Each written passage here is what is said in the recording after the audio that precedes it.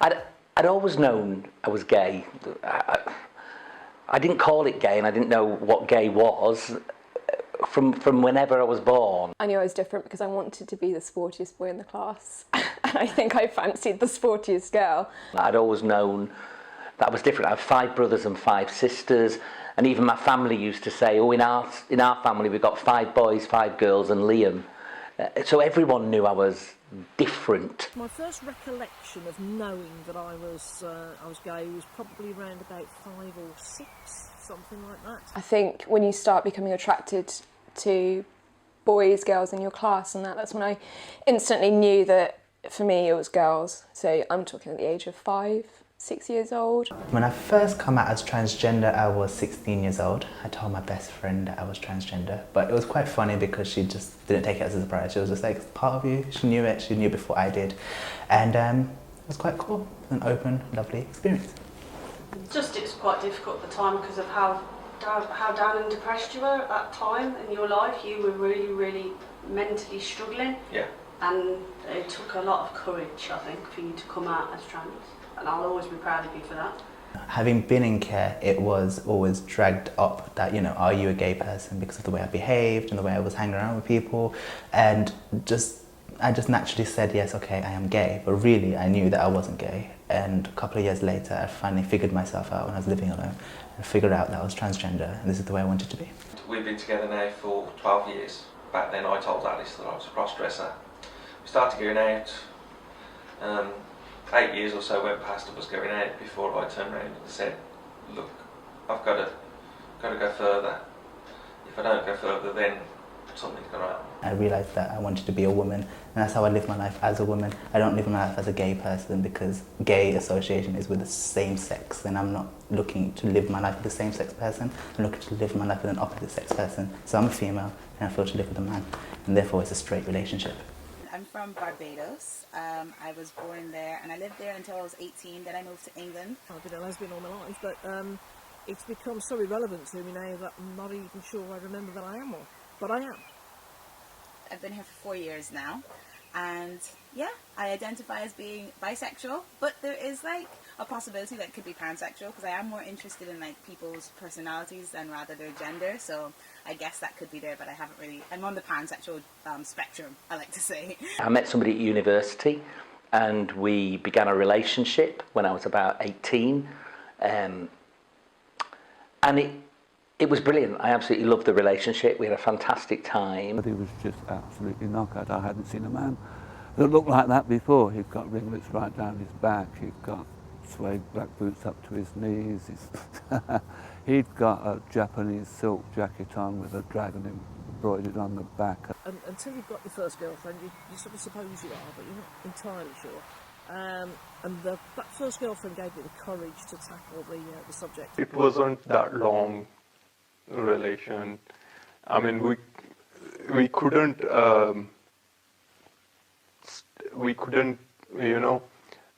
be together for a long time. The exciting thing was that the relationship that I had with my partner when I was at university, that lasted for 16 years. That was a long relationship. He moved back because his uncle found out that he is meeting to a boy, and he was suspicious about those meetings. I was about 16 when I tried to explore my sexuality. I remember stalking out all the lesbians within 5 miles on MySpace. He moved him to another province, in fact. I got talking to one girl, who again is my friend today, and eventually establishing this online relationship, constant texts, constant messages, MSN till 4 o'clock in the morning on a school night. And for the first time in my life, I was a little bit excited. I was actually kind of really into someone, and having never experienced anything before, it was still very innocent. We didn't necessarily flirt. There was nothing sexual exchange in the texts. It was just very intimate on a different level that I'd never experienced with any boys that I'd met. He lived there for 4 years. So we hadn't have any contact. My first introduction to the gay scene in Birmingham was quite targeted, because it bloody well had to be, because there weren't many places to go, trust me. It was still quite secretive.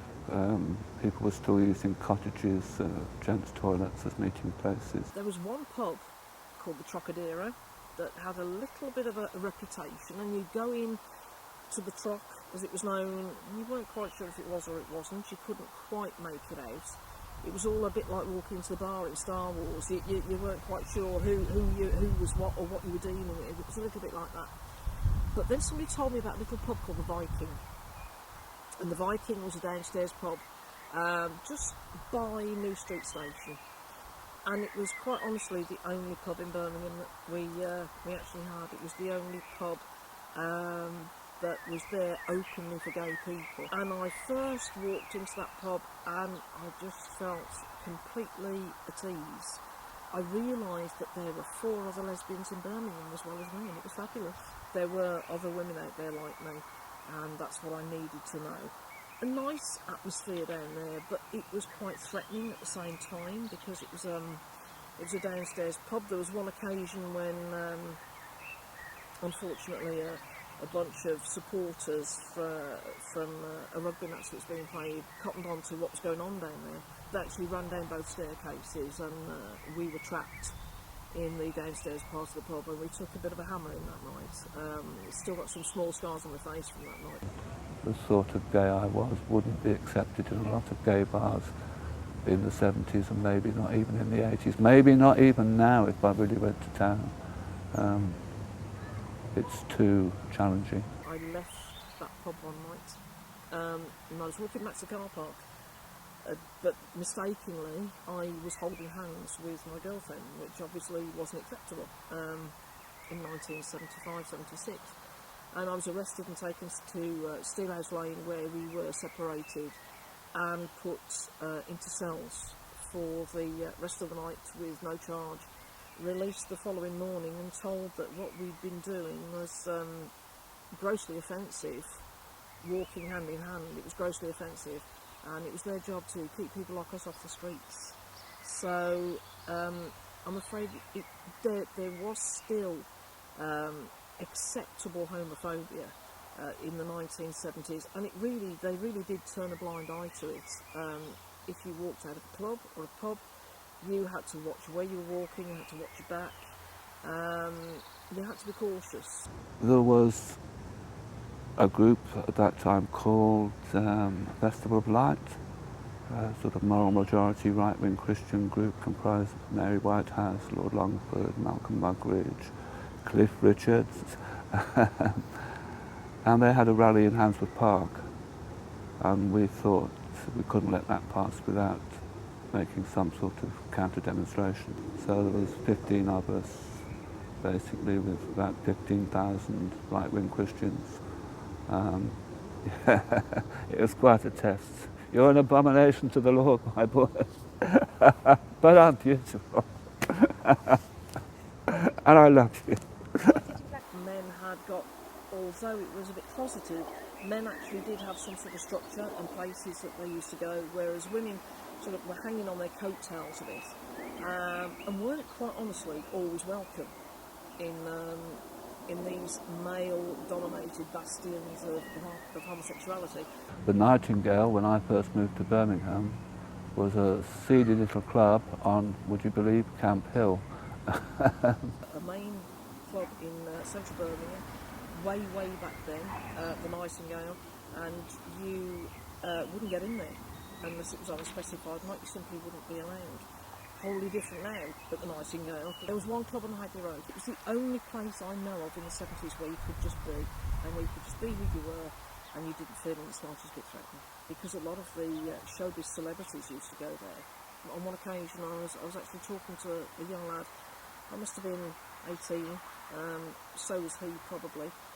And it was a club where, I kid you not, you had to knock the door, and it was a solid black door, and there'd be one of those little peephole things, and they'd look through, and if they thought that you looked a bit queer, they'd let you in.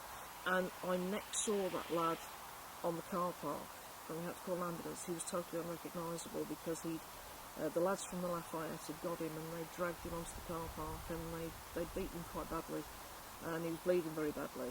And he was rushed off to hospital, but the only way you could recognise who he was from his clothes.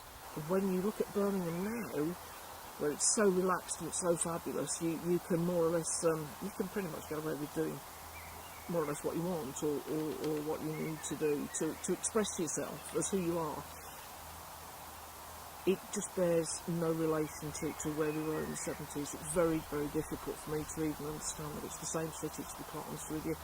But it wasn't a Birmingham issue, it was a global issue. Whereas here, it was amazing to see, like, on buses, the get over it signs. Some guys, love guys, get over it. Some, and then went to Pride for the first 2 times, which was insane. So yeah, Birmingham's pretty positive, I feel, when it comes to the LGBT scene. Partially the fact that our friends are Brummies. We're used to a multicultural, everybody's accepted in Birmingham. Then everything else basically has to mold around you, and that's empowerment, and that's what I think the Birmingham scene has given me, and has given loads of people around. I guess I came out in the first instance as a lesbian or a gay woman. So I was assigned female at birth, so I grew up as female, as a girl, very tomboyish, and had my first relationship with a woman at about 16. And I didn't tell anyone for a while, for quite a long time, because obviously it wasn't, the done thing really, that people don't tend to share that at that age, I don't think, because it's kind of a bit different from the norm. After 4 years, I met Zishan again. So I just said to him, I want to meet you. He said, where are you? So I told him I'm in that call center. So he said, stay there.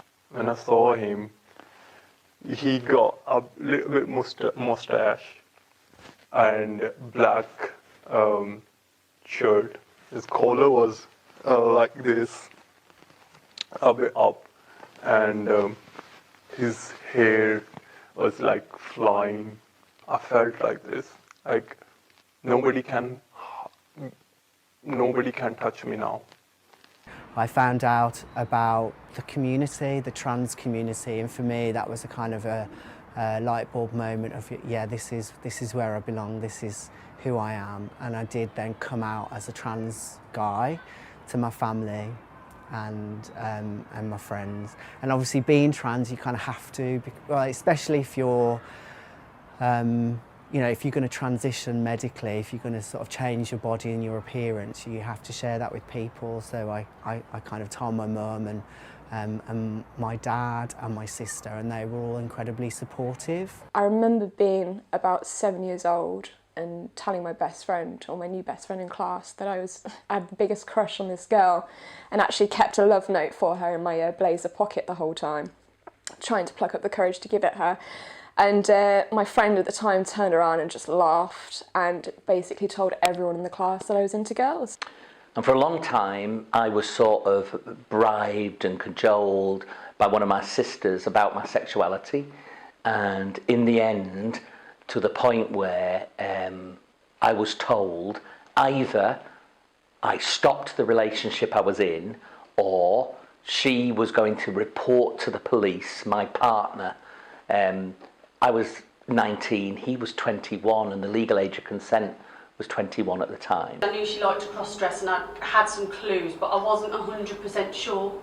And I knew there was something there, but I couldn't put my finger on exactly what it was, which is why it did come as a bit of a shock.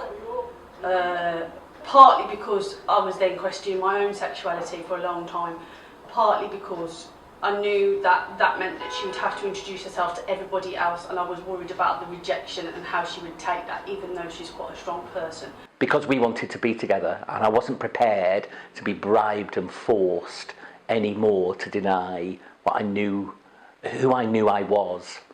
I carried on from the age of 7 to about 16, keeping this as a massive secret.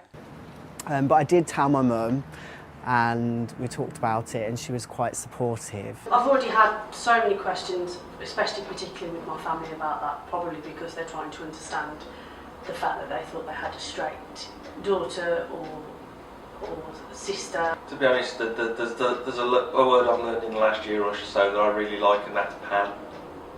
I absolutely love the idea that you're not with somebody because of any physical attributes, but because of the personality and the person behind those attributes. And I think then over time, as I was kind of developing my kind of sense of self, I kind of realised that it was more of a gender thing that I had, that I kind of was coming to terms with. And so it was a long time again before I shared that with anybody. I did come out to a friend and shared some of that with her, and then I got what I would call help really, which was to find out about accessing psychological services. The trans community does have a high suicide rate.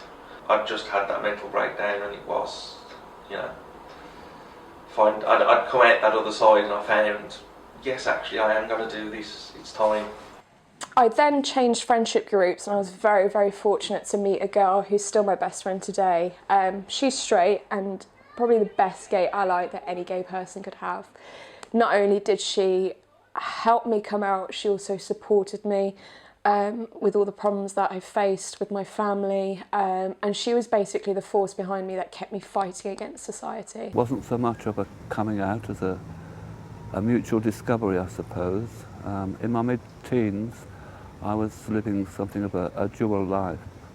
I had a conventional boyfriend-girlfriend relationship from 16 to my late, almost 18. I went on for 18 months. But at the same time, I was starting to visit gay bars and enjoy myself in that way. My girlfriend's brother's wedding, and of course we went to the reception. It looked like they were going to play musical chairs or something of that nature. And then all the younger women who, to music, started circulating.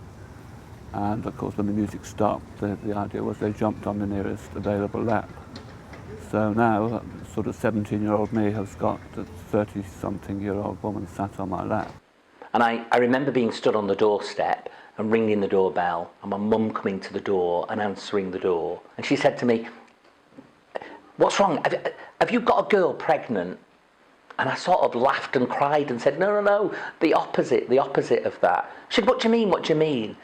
And I suppose it was the first time I'd ever really said the words.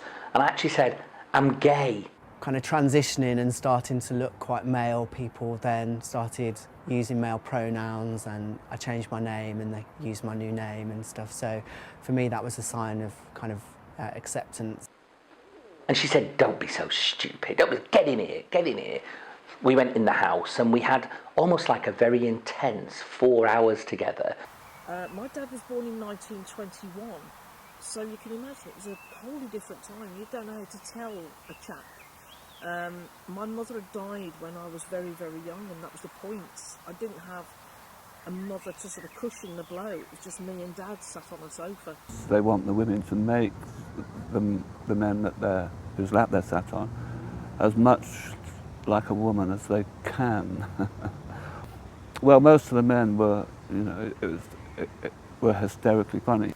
So I had a chat with my dad about it, which took 3 hours of warming him up in the pub. But when it was my turn, there wasn't any laughter. Just more a sharp intake of breath sort of thing, you know. Yeah, I won it hands down, no problem. No problem.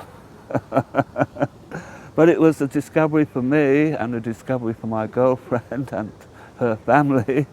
I was dumped about 3 months later. And my mum became suspicious as to why I was always on my phone. And one weekend she just asked to borrow my phone, I think to make a phone call. It was something really trivial. I think I had 3 minutes or something. And she'd gone through my entire phone, through every single text between myself and a girl, and reacted horrifically, actually. in that time, she went from a normal conversation to crying, to hitting me, to laughing, to being sort of pushy about how ridiculous. Oh, it's only drama. It's the fact you're in London, and it's, oh, you're not gay. You don't be so stupid. I started to try and explain to him, and he turned around to me and he said, "Are you trying to tell me you're a dyke?" And I nearly fell out of my skin, because I didn't even know my dad knew words like dyke. And it was at that point he explained to me that it had been around since time began. He said that there wasn't much he hadn't seen, and he'd sort of always suspected. So he did steal my thunder, took it away from me, but made it very, very easy for me. I had every means of communication taken off me. I was banned from going out anywhere but school. I was emotionally abused, verbally abused in the house, physically abused if my mum really, really lost her temper. And my entire life changed, really. She said some pretty horrific things. She said finding out about me being gay was worse than her father dying. She said she'd rather have heard anything else. She'd rather, I was HIV positive than be gay. So I want you to deny it completely in two circumstances. The first is if your livelihood depends on it. So if it's going to make you starve, don't deny it, just don't talk about it. And the second is if you are in danger or your physical safety depends upon it. He said, then you're permitted to lie. He said, if anybody else has got an issue with it, tell them to come and have a word with me. I should show to my father that he was wrong, not me. Being a gay, it's not a choice. And I don't mind, I'll stay and I'll tell my dad. She insisted it was not for me to tell him. She made me swear I wouldn't tell him. I wouldn't come out to him. So I agreed I wouldn't do that. And she also insisted that I stay at the house that night and leave the following day. And all the while, whilst this relationship between my mum and I was completely breaking down, I was becoming stronger. So that was becoming weaker and I was becoming stronger. And I knew that I'd only had a couple more years of school before I could go to university and just completely escape. And then I said, you might need another bottle of wine, to my parents, because I knew that was going to come out. So they said, all right, let's get some red wine then. And then as we're sitting there, I was just like, okay, I need to tell you guys, I think I might be bi. And then I was like, I don't know what to expect, because my parents are really, really liberal. So I was not sure what would happen. But then, my dad was really quiet for a bit. And then my mum kind of just looked a little bit sad. And then Rod Stewart was playing. And then Dad looked up and he was like, isn't he gay? And I was like, what? And I'm just sitting there like, guys, this is about me. Can we talk about me for a second? Yeah, all the while I pretty much disconnected from my mum for a long time. But along with that, I lost a relationship with my brother and sister. And then they kind of sat there for a little bit and was like, must be a genetics thing there. I felt like if he leave now, I will never find him. I will lose him. I don't know why. Maybe it was a sixth sense. After 4 days, he didn't call me. Then second day, he didn't call me. Then third day, he didn't call me. I was a bit worrying. I was not a bit worrying. I was like, absolutely, I was worrying. That night she made me sleep downstairs in the front room rather than in the bedroom that my other brothers were in, which was just bizarre, just so bizarre. My dad, on the other hand, he seemed to kind of know. It was like a quiet acceptance and a quiet understanding. So it was great having that support network in my family. After 2 weeks, I couldn't stop myself. I called his workplace. He was 18 years old. I called his workplace and asked them about him, and guy who answered the phone, he said, he asked me, who am I? I told him I'm Zishan's friend, and just said that Zishan is not anymore now. He passed away. And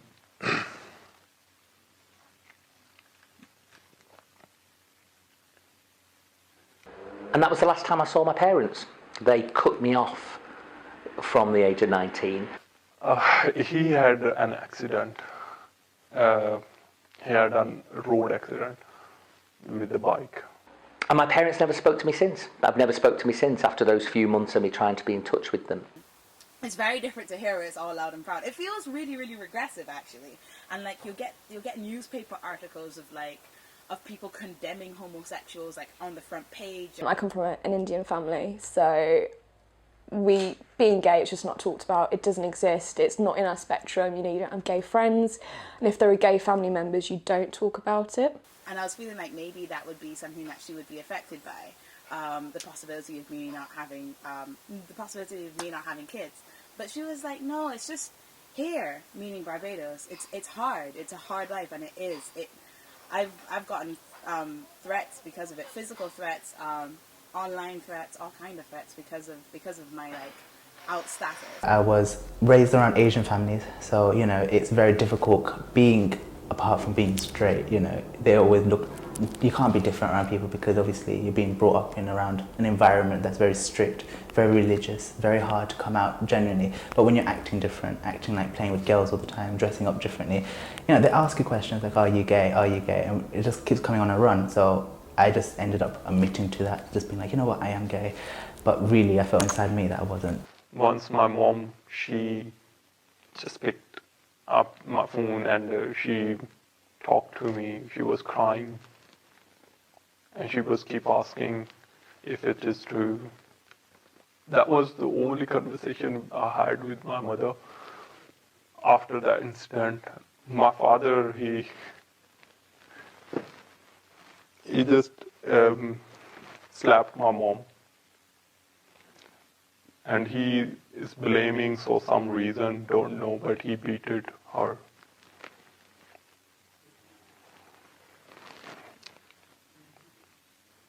It has been difficult because there's such a hip-hop influence, and you know how negative hip-hop is about the LGBT culture. I mean, there is a change. Macklemore's trying to make a change. But because of that influence perpetrating throughout, or resonating throughout my community. I love you, Mom. I always wanted to tell you that I'm not a bad boy. 6 years of an incredibly strained relationship. My mum eventually turned around once learning that I was in a relationship a couple of years ago, and after I drunkenly texted her, she replied I think 2 hours later, by which point I was incredibly drunk and thought I did totally imagine the text message where she said, maybe it's time that I actually meet your girlfriend. When I came to the Midlands, it was a bit shocking that, you know, to be the only out gay professional in education that I knew of at the time. My first job that when I came out as a teenager, I announced to people crazily now, forgetting what my dad had told me, on the Wednesday that I was gay, I was sacked on the Friday. And there was no doubt about why I'd been sacked, there was no other reason. I just broke down and told him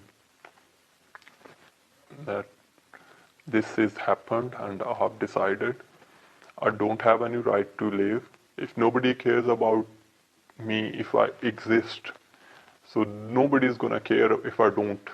He listened to me and then he hung up the phone and he sent me a text. He said, just do me a favor for once, come to the Birmingham. I didn't say anything, I just hung up the phone, I didn't reply because I don't know, I just decided like I'm not gonna do anything, I will kill myself. In the morning, next morning when I woke up, it was like I slept for 1 hour I think. When I woke up, I saw my phone, he sent me tickets to travel to the Birmingham. And I went to the station, was sitting to the station because the ticket he sent me was about 11 o'clock. So I was sitting on station about 8 o'clock. I reached there and I was just thinking, what should I do? Shall I jump? I found everybody enormously supportive. The parents I work with and the communities I work in and the staff I work with all absolutely are completely accepting of who I am, supportive, and even I would say celebratory of the fact that I'm a gay man. To be fair, all of my friends have been absolutely 100% behind me, which, considering they're not the LGBT community, they're role players and war gamers and stuff, straight away they were, yeah, why didn't you tell us sooner? Even my own family that find it difficult, they've all said you should have done it before, and they've all said you shouldn't have hidden away and made yourself much more uncomfortable and unhappy for the sake of society. And that I, as a gay man, and the lesbians I work with, and the transsexuals I work with, and people of all shapes and sizes, and the bi members of my team, or those who are not sure who they are and what they are and are working out who they are, mainly young people, that actually we're all one family together, all human beings there in the sort of struggle of life, working ourselves out and working out each other, and still able to be together and be at one together. And that's quite an amazing place to be. She seemed very sorry about how she reacted, and I always respected the fact that she'd finally come round. There was something about my mum that I knew she'd eventually come to terms with it. She just needed her time, which is why I never really resented her. I think if I met my parents tomorrow, well, I don't think I would recognise them or know who they were. My world has shifted so differently from where they are, and their world is so different to mine. But what I'd say to them, I think, and what I'd say to any parent who has cut off their child because of their LGBTQ status, is actually you are the loser. You're the people who have really lost out. How could you do that to your own flesh and blood? I've had different relationships over the years, and I've been with a woman for, I don't know, probably about 10 years now, a bit less than 10 years. And sort of in sort of early 30s, we decided that we would like to have children. So we pursued our options. I say to them, you're the ones with the religious belief. Do you honestly think that a God who created humankind, is really going to accept what you did to that 19-year-old child of yours? We had IVF, and that took several rounds, several thousands of pounds, and now we have 2 children, twins, and they're in year 1, which is, they'll be 6 in June. You need to love your children, whoever they are, whatever they are, whoever they want to be, and you need to support them and stand by them. Do it sooner than later, because it would just drag out. It would just be a big weight on your shoulder, because it's part of you, it's who you are, and it's better to just come out, let it out, let people know, let the people that you love know. And if they love you, they'll support you. If you are rejected by people who see you only as a sexuality, then actually, were they really that worth it? It is about a leap of faith. It is about kind of sort of getting it out there and spilling your guts to the people that love you. But I guess my advice to my younger self would be to trust that people love you, to trust that more, and to know deep down that everything is going to be okay. I think the general advice I'd give to everyone is that coming out has to be on your terms.